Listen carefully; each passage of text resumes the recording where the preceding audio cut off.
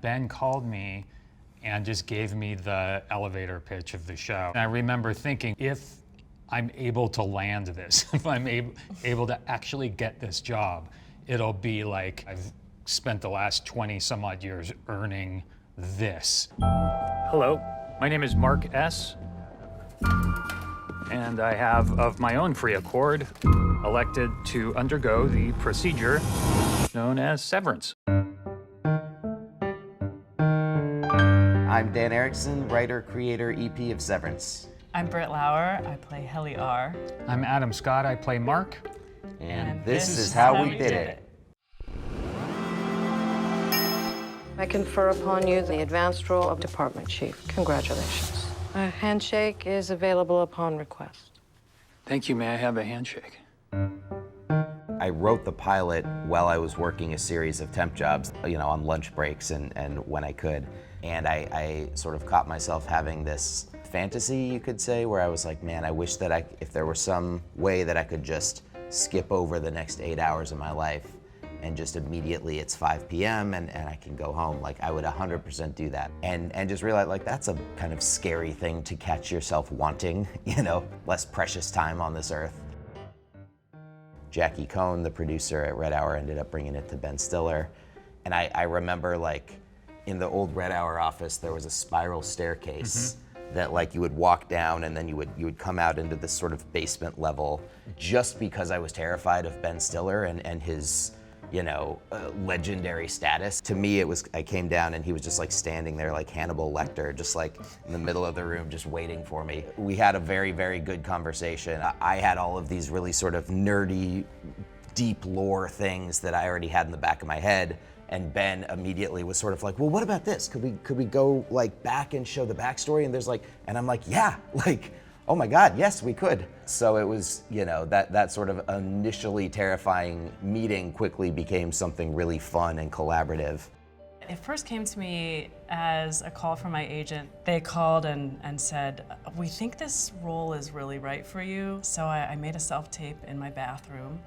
There are still kick marks on the door of my bathroom from where I kicked it pretty hard. It was the very first scene of the whole series that really hasn't changed that much since I first read it. Once Britt read, it was sort of like it was all over. So nice. Yeah, I mean, it wasn't just perfect, it was informative. I remember, like, Britt came in right. and it was kind of like, oh, that's Helly.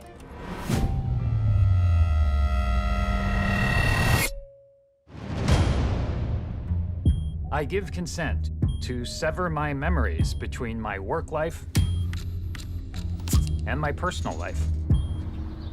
Those shots where we're in the elevator and we actually like switch over from outie to innie or vice versa, doing it really fast like that kind of really helped pinpoint what those things were we were adding or taking away. We had like a few different times when we would go in and do like 3 episodes worth of the switchovers and just do them over and over again and try and figure it out.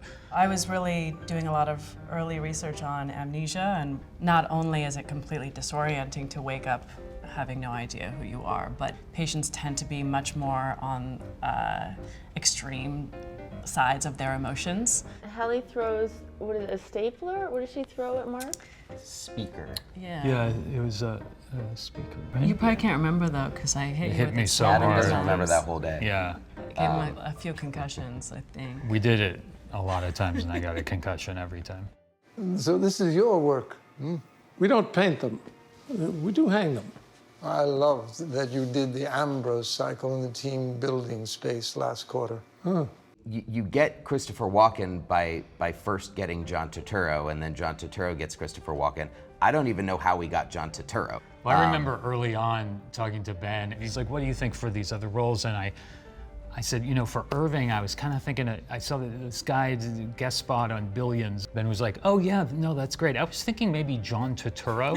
I was like, yeah, that's also a very good Good instinct. Yeah. John, I remember, said when he suggested Chris for it, I don't think that it was about sort of the star power that Christopher Walken brings. He was like, it's if I'm gonna have this relationship with someone, this closeness and this love, like I want it to be with Chris, because like we really have that.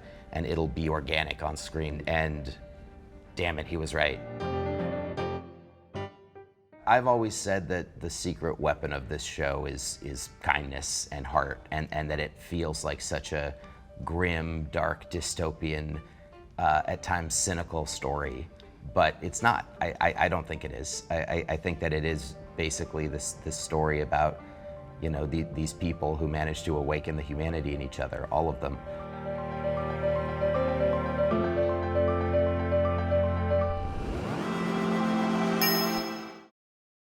You often consulted us on how to be in the Audi world. I like to approach actors, whether they want it or not, to give them advice, you know, and actors I think really appreciate it, even if it seems like they don't. You charge like so much money for lot of your money, classes. yeah, but it's a lot.